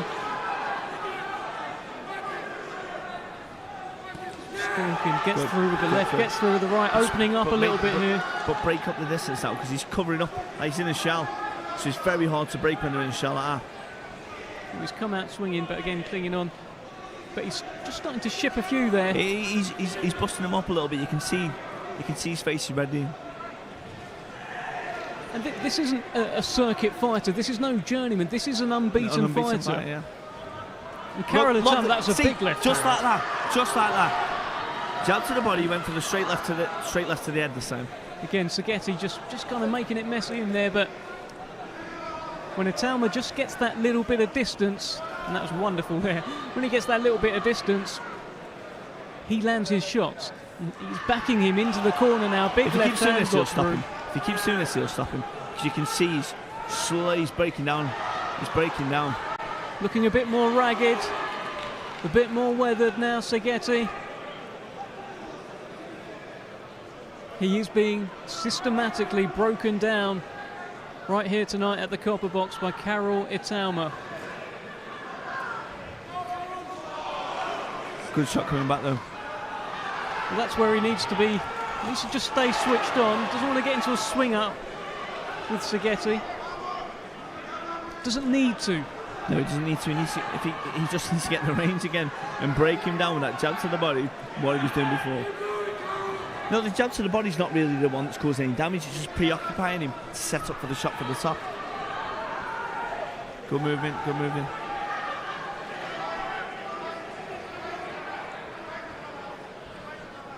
Just teasing with that lead hand.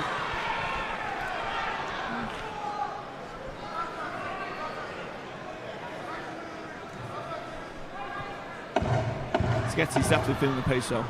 100% feeling the pace. Yeah, you can see it. There's not a lot of sort of attacks being mounted. He's just sort of slowly backing up and being backed up as well by Itauma. 3 rounds complete here, scheduled for 8 in the light heavyweight division. And as we've just seen, Seghetti just kind of slump on his stool. Not on the screen at the moment, of course we're looking at Karol Itauma, but I've got Seghetti in front of me, slouched onto his stool. 8 rounds. 8 rounds this is scheduled for.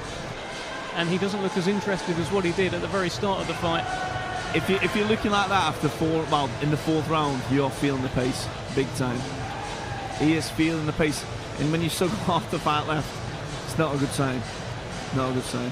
Have you ever been in that position, Nathan? Yeah, I am actually. Yeah, when I boxed behind closed doors in this exact arena against Ryan Oliver.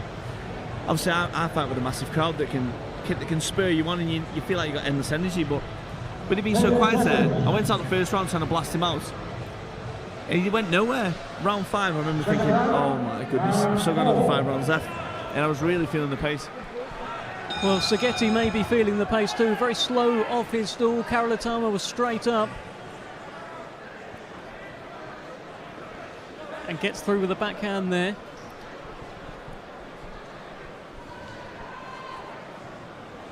Jab to the body. That's not going to help with his... I mean, it will help fatigue. Certainly, Seghetti. These little sneaky little jabs to the body. You can't get anything going. But it's making him think the whole time. Yeah. But he could jab up if he wants to. Karol could jab up instead of just down to jab his body. Mix up head, body, jab the head, jab the body, jab the body, jab the head. Oh, got snuck in a little right hand there. Just don't get too close.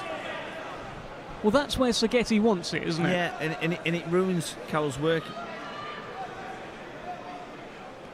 Lovely jab. Lovely jab. Get jab down. Lovely jab. Another jab. That jab is working every time. He's got a wand of a jab.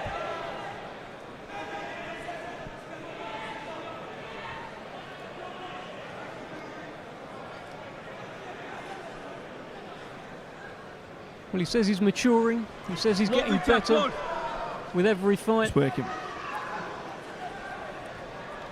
But then keep the range.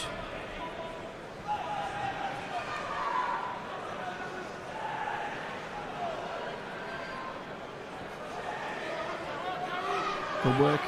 Work to the body there as well. Lovely wonderful right hand, and that did actually get through that one as well. Seghetti once again just kind of tying up. As referee Lee Every brings them apart.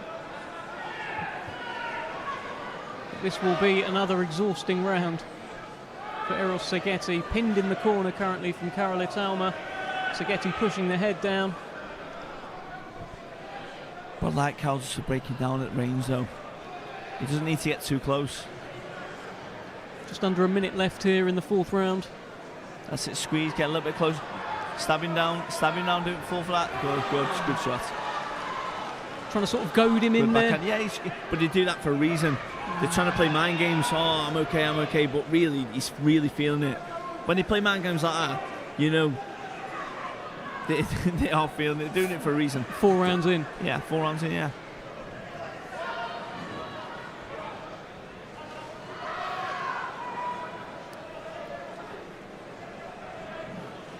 Patiently kind of stalking him.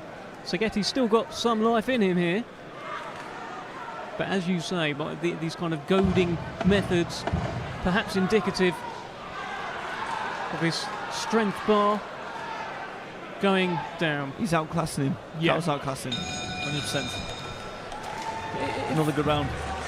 It's a good round. It feels like a mature performance from Karol Itauma so far. Really, really good. Like, look at the face of Karol Itauma. He's got plenty left in him. He's barely breathing. To get to the other end, he's really feeling it. But that's why I want Karol to keep doing what he's doing now. It's just that little jab to the body, although it's not really hitting that much, he's still got to breathe. Breathe every single time. And that takes a little bit away from the opponents. But hopefully we should open up a gap for him to let that left or right suit land when he's trying to throw it. Well, his last 2 fights went the distance, Itauma, but fantastic learning rounds. for Karol. And tonight it's been a very, very mature performance through 4 rounds. We head into the 5th. Eros Seghetti. His unbeaten record in genuine jeopardy here. He's lost every round so far. That's it, bust him with the jab. And then bring the backhand hook in.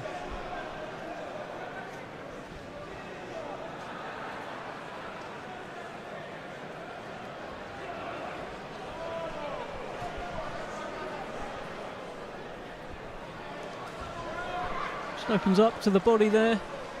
Jab the body, left hook the head. As Nathan Heaney bellows his instructions, which do seem to work every time. You want him working more to the body, Nathan? Well, no. Yeah, with the jab, just so we can set up the left hook to the head or the right hook to the head, whichever one.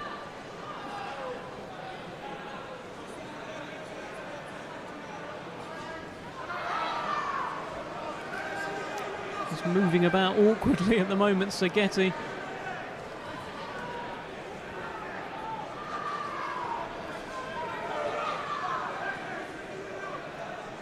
He's squeezing well. In terms of he's just moving his feet in slightly. Karol Itauma just... Well, a kind of strange moment there. We've just seen Seghetti kind of shout and throw out his gum shield at the same time. It's now back in. Action resumes here, and action resumes with a cracking jab right to the face of Seghetti from Karol Itauma. That jab has barely missed all night. Once again, pinning Seghetti in the corner.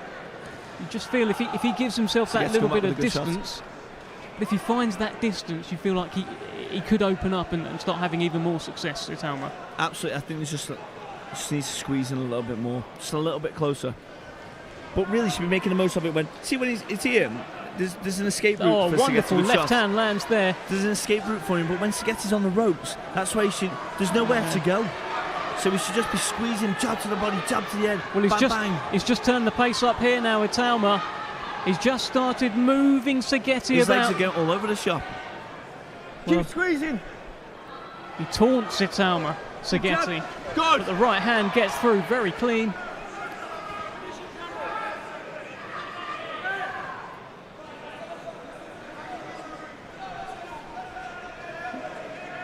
It was that big left hand that got him going. He should be manoeuvring towards the ropes, and when there's no escape, good shot. Another huge left hand. No escape route. He can be working Seghetti. there, but keep it at range. There's no escape route. He ain't got to worry. He can completely control the range.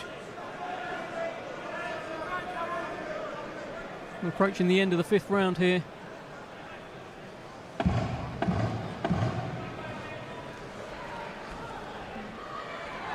Good rolling under there by Karol. Roll straight on the right, not the left hook. Yeah, it looks like also that the right eye of Seghetti may well be closing up a little bit there. Something to keep an eye on for what's left in the fight, but that was a big round for Karol Itauma. A couple of times he really rocked Seghetti back. Yeah, he got some good shots. Particularly the backhand. I think it was a straight left hand that he threw. And they're keeping an eye on that. It's the left eye, in fact, that they're keeping a very close eye on there. Getting the end swell on it. I like that pun. Close eye. Karol Itauma in his corner, still not breathing. Seghetti very much breathing.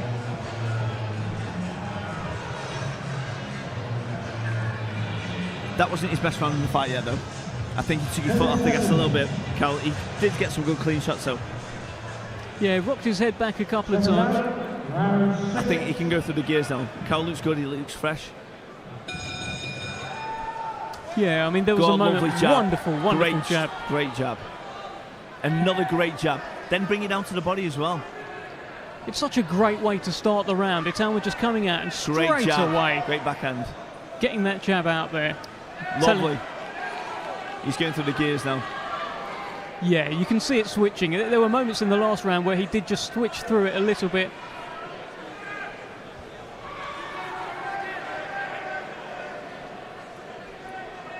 I think at this stage he could bring the straight left straight down the pipe as well. Obviously, he's bringing the right jab to the body, and then a left to the head. But he could bring the jab to the head and then spear to the body with a backhand.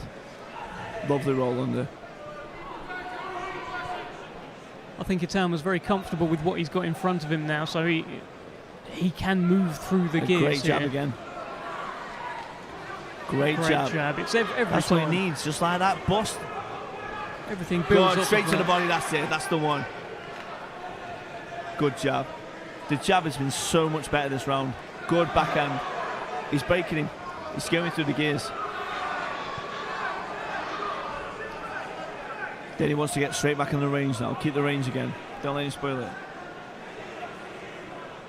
It's a little warning there from the referee. Seghetti, not his first tonight. That's it. Just Down and then up, down and then up. Yeah, the variety on that jab. That's that amateur pedigree. Great though. jab, great jab. Again, this is like I said, his last round wasn't his best round. This one is by far his best round in the fight. Yeah, by far. He's setting everything up as well. And it's jabs to the body, it's jabs to the head. Great Another jab one again. there. It's the jab this round. It's just been so much difference. And it must be demoralising if you are Seghetti in there. He can't seem to get out of the way of it. Backhand, great backhand.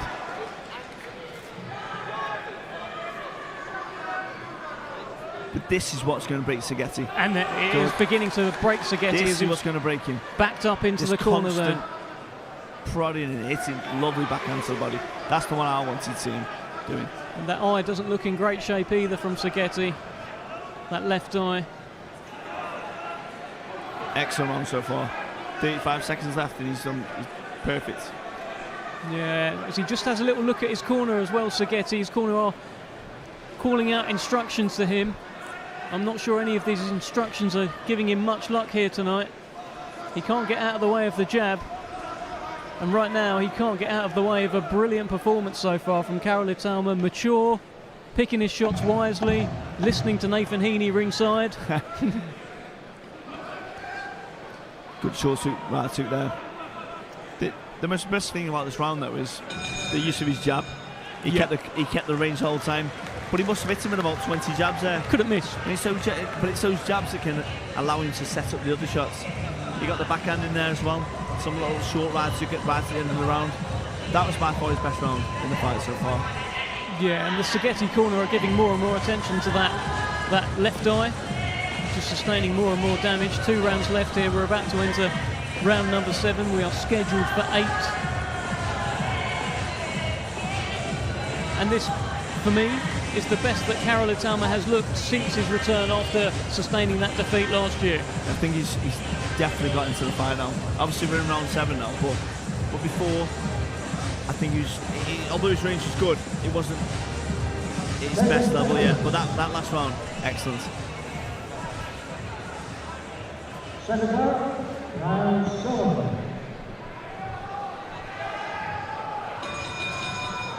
Well, 7th round, scheduled for 8 here at the Copper Box Arena. The return of Olympic youth gold medalist Karol Itauma. He's won every round so far. I want to see the exact same that he did in the last round, and that's what's going to break him. Well, that's exactly what you're getting, Nathan. Perfect. 2, 3 jabs, 4 jabs, backhand to the body.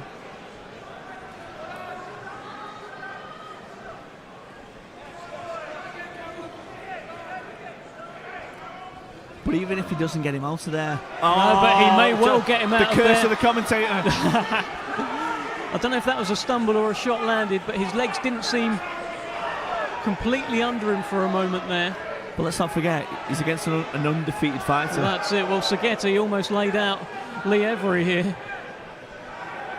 I think he'll have more success against Every than he would against Itauma. Itauma's doing as he pleases so far tonight through 7 rounds.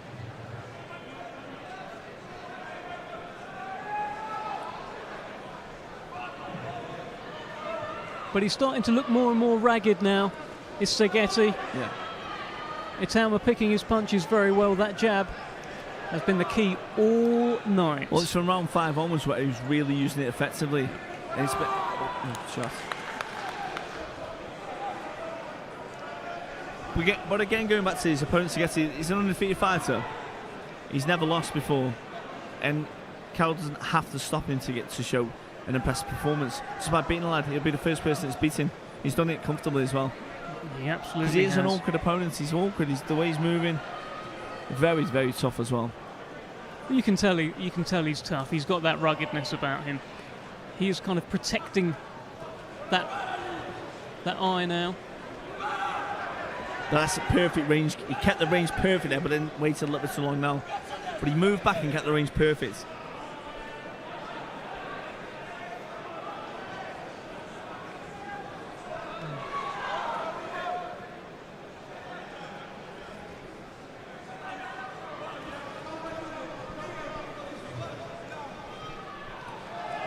Sneaky right hand from Itauma there. Again, Seghetti ties him up.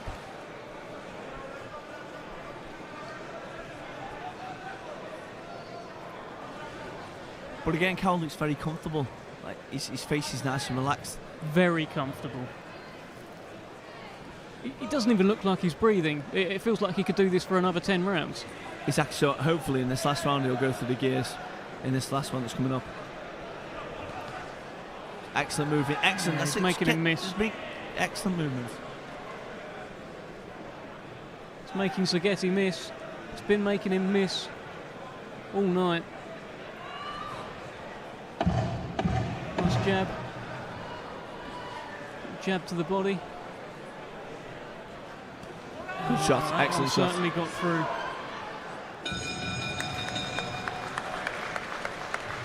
Seghetti is had to grit his way all the way through this.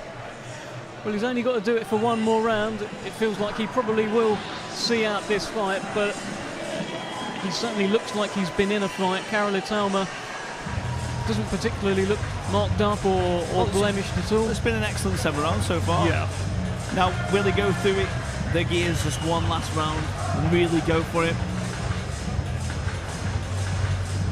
I think he certainly could. Like I say, he looks very relaxed. He looks very relaxed. Yeah. It doesn't look like he's struggling. He's with his trainer, Dan Woolidge, there in the corner. Dan Woolidge, of course, was his amateur trainer as well, St Mary's in Chatham. Same sort of area as Charlie Hickford that we saw earlier on.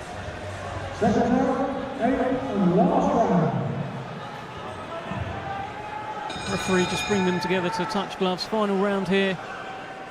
8th and final round. Light heavyweight contest. Karol Itauma, Eros Seghetti. Seghetti is unbeaten, but looks on the cusp of losing his unbeaten record against Itauma, though he did get through with one there. He's still got to be switched on there, because if you're in Seghetti's corner, you just say, listen, you've got to throw it now. Yeah. You've got to let it go. Well, look, he's proud. You've lost the first 7 rounds. You've got to knock him out. So Karol's got to be very careful. This is a proud man, Nathan. You can tell that from the way he's still in there. He doesn't want to lose his unbeaten Absolutely record. not. And he is swinging away, and he's making a fist of it in the final round here.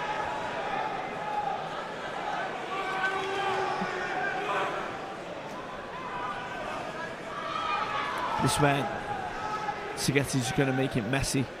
But ideally, Karol can step up, bang, there you go, and catch him on the way in, because he's opening up now. He is opening up, and Karol Itauma just has to get out of this little situation he's found himself in. He's found himself a bit of a second wind, has Seghetti, in the final round of this fight.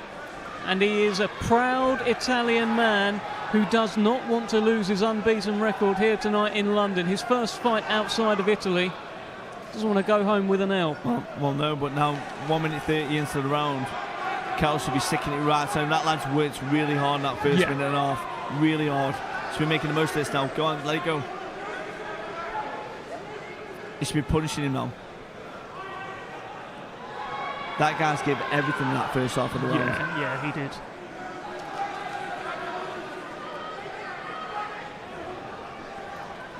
Oh, lovely check out there. And the jab as well to follow. Just over a minute left here in the final round. Karol Itauma, Eros Seghetti. I think you're right. I think Seghetti may well be spent from... He punched himself out. 100% punched himself out. He went for it completely. And credit to him for going for it. Showing a lot of heart, a lot of pride. Around 40 seconds left in this round. He is spent. You can see him physically really a big inhale of breath there. And Itauma may well find the shot here. 30 seconds to go. Go through. Because Seghetti has got nothing left here in the final round. And Itauma's got him in the corner. Around 20 seconds left. Seghetti just able to take the sting out of that situation. Push Itauma's head down. Around 10 seconds left. And Seghetti will see this one out. But overall, he just looks for a final shot towards the end of the round there. Finished strongly. Carol's finished strongly. All 8 rounds Good there. fight. Excellent performance. Excellent performance from Karol Itauma.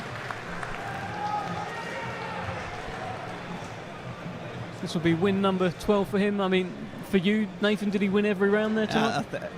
The only success Seghetti had was literally in that first minute and a half of the round. He put a lot into it, but he wasn't catching anything. He was just making it messy. But then Carl's got the space, let the shots go, and then finished on strong. And again, yeah, I think he won every single round. Well, we're having a look at Seghetti's eye there in the corner, just having a chat with the doctor. And a good night's work for Karol Itauma. Just there with his trainer Dan Woolwich. Again, you can see he's got in the corner, Seghetti. Yeah, he's lost some beat record, but he gave it a good go. He's a proud man. But Karol Itauma really showed his class tonight. We're going to now head over for the final word from our MC, Thomas Treiber.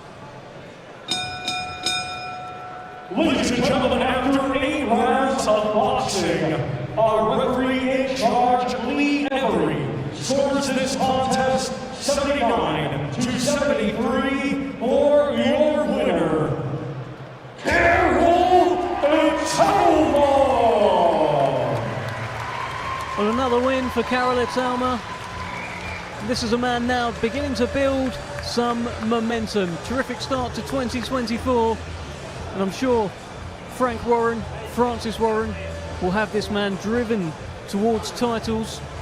It feels like titles will be in his future very, very soon. Mature performance, composed performance, had to show poise, had to show his skill, had to show his pedigree, and I think he showed a bit of everything tonight, Nathan. I think he did.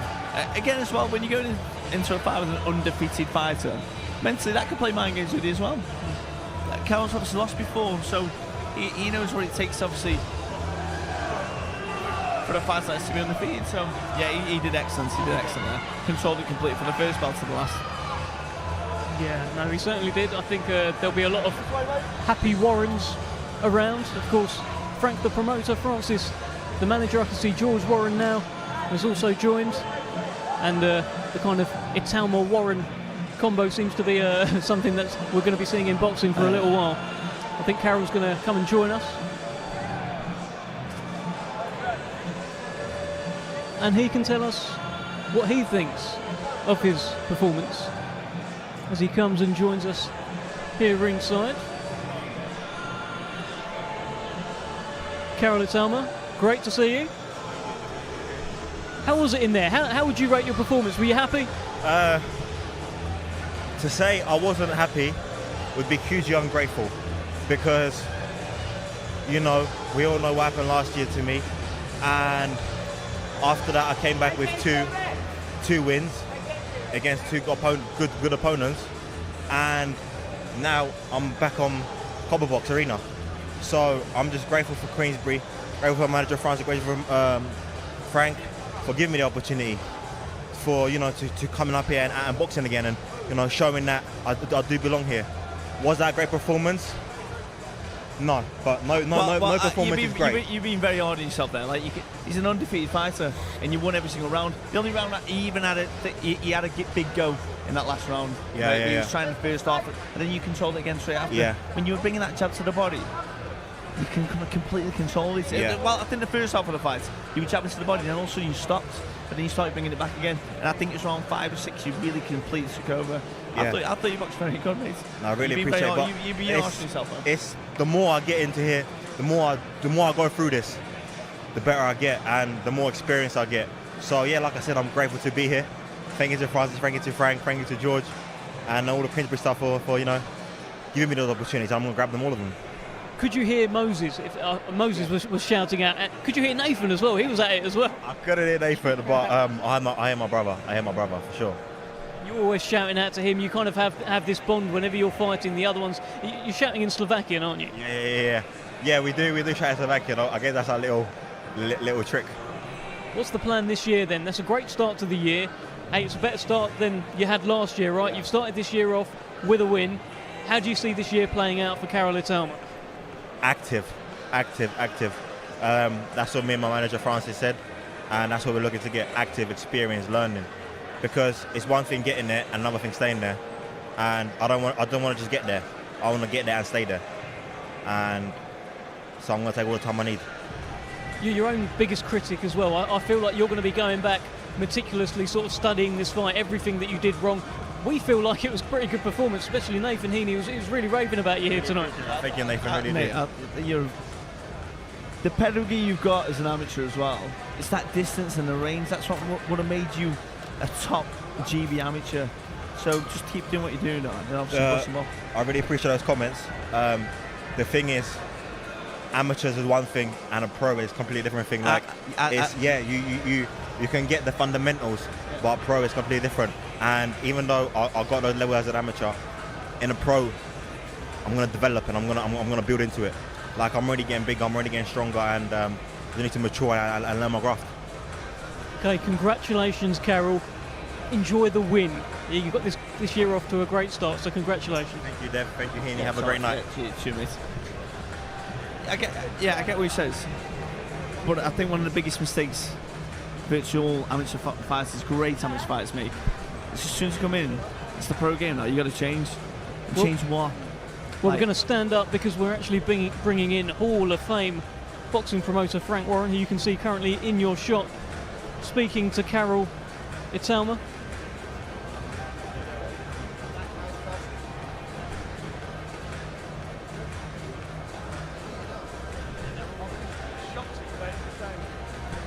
Frank, let's bring you in here.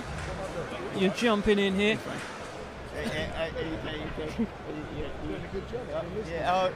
Nathan's been fantastic. Frank, Karol Itauma, let's start with him. I've seen you just have a word. Sometimes he seems too hard on himself. Yeah, he does, but you know, he's a very classy boxer when he wants to box. Once he gets his jabs going, he's getting his distance. Sorry, Sal. He's getting his distance when he's letting his jab go, and then he can pick his shots. What he was doing sometimes, just throwing a shot, then falling in. So there was no, you know, it's like there was no distance there for letting shots get away. But he done all right, and I thought, you know, let's set him up now, and he's going to have a title fight next time out. So that's the plan here. His 2024 will include the title fight. You're saying next time out? Definitely. He's good. Yeah, he's going to fight. He's got to fight for a title now. You know, that's what we're doing. He's going to show what he's all about. And I think he needs a good challenge now. I mean, that fella's a tough guy. Was he 11? He was unbeaten. He was unbeaten, and he didn't swallow. And certainly in the last round, he half fancied it a bit. He went for it last so round. you give him credit for that. But he needs now a challenge. We need to find out what it's all about. You know, what level it's at, and he's capable. I mean, he's got a tremendous pedigree as an amateur, and he's done well up until the loss that he had. So now he's back on the road, and next one, as I say, will be a title fight. Well, let's turn our attention to tonight's card. We'll be live, of course, from 7 o'clock, which is coming up very, very shortly. The main event, a big test for your man Hamzah Sheeraz against Liam Williams. How are you feeling now, just hours away? Look, it's a tough fight. I mean, we all believe in Hamzah. He's got tremendous class. He's done everything that's been asked of him up to as yet. This is a step up for him. You know, he's in with a guy who's got tremendous experience, can punch. You see him in his last fight, he blew someone out in one round. He's fought at the highest level, world title, and Hamzah's got to show that what he's about there, and you know, and we will find out what he's about tonight, because he's in with somebody who, as far as Liam's concerned, this is in some ways a last chance saloon for him. He can't afford to lose the fight. Losing the fight, he's going to go right down the pecking order. So I think it's going to be competitive. He can punch. So Hamzah's got to be at his best. But if he's best, then I think he can come through. he's got that. He oozes that kind of class as well. We were talking about this, Nathan. The way Hamzah carries himself, he seems to tick every box right now. Yeah, he dresses nice. He's a good lad, but he's been devastating in the ring. Like obviously a peer of mine, he's a middleweight as well. But yeah, he's done everything asked of him so far. And like you say, tonight's the step up. So he is. I think he's a real good ambassador for the sport and for modern Britain. That's what he's an ambassador for, and he carries himself so well. He's very articulate, and he's articulate in the ring.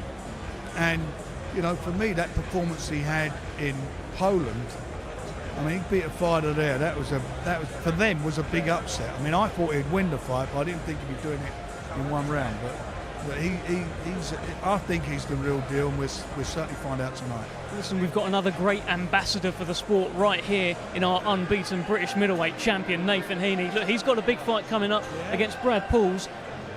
Look, you're allowed to look a little bit beyond that, right? Though I'm sure there's plans in place, there's stuff going on. What can you tell us about the future of Nathan Heaney? His future is his next fight. Yeah, exactly. That's the same for every boxer. That's your future. That's the only thing. That's all you need to focus. Absolutely. Your next fight is a world title fight, and that's it. That's what you've got. That's what it is. Yeah. And that's how you've got to look at it. You've got to come through it. All that looking right down the road. That is in some ways my job, but I don't even want to go there at the moment because I think, you know, that's a great card up there. Yeah. Magnificent 7-3 or whatever it is. Yeah. It's a great card, and you know you're in a good fight, and your opponent is similar to what it was like when you was going into the fight. Like Steve said, we know the fight that we had in our valley going into Denzel Bentley. Correct. He's going to have the exact same thing, but I would never, ever let anyone ever take the fight away from me. And the fight with Denzel was, I thought you boxed magnificently from the round one onwards. Your composure, the way you held yourself against a real good fighter in Denzel, another really nice guy, real good opponent, and thinking about what a problem Denzel gave the world champion. Yeah. So you got to think to yourself, I can get in that. I've done it. I've been there. Yeah. Now I've got to improve on that, and you can do it. There's no doubt about it. Before I let you go, Frank, let's get a final word on just Anthony Yard. Also returns tonight. I'm hearing that Joshua Buatsi is going to be around tonight. I know Dan Aziz is going to be here as well. Light heavyweights want to watch Anthony Yard. Obviously, he's got Nikolic in front of him tonight, but I'm hearing more and more about this Buatsi fight. What can you tell us? Look, he's got to get through tonight, which I feel he should do, and then we want the Buatsi fight. That's what we've been talking about. He needs a fight. The two champions are tied up on June the 1st in Riyadh for the Riyadh season fight, which is a cracking fight. The winner of that, we don't know. There may be a rematch, but whatever. So those two guys are not going to be fighting anybody other than themselves probably until maybe the end of the year. So in the meantime, these fellas have got to get themselves in position, and I mean by these fellas, I mean Anthony Yard and Joshua Buatsi got themselves into a position where they challenge if the belts fragment or the winner. Because at the end of the day, if you want to be a world champion, you've got to fight the world champion. And for them now, they don't want to be stepping backwards. They need to be in big fights, and also it's a fight that the fans deserve to see, the fans want, and we certainly want it, and I know Anthony wants it. Fantastic stuff. Thank you so much, Frank. Plenty of great fights on tonight. Nathan, thank you as well. Yeah, thank you for joining us. Top man. And thank you for joining us. That concludes our live stream here on the Queensberry YouTube channel. We are now going to cross over to TNT Sports live from 7 o'clock. A huge, cracking first show of 2024 for Queensberry. The main event, the unbeaten Hamzah Sheeraz takes on the machine, Liam Williams. So much to come up. Make sure you tune in. Thank you.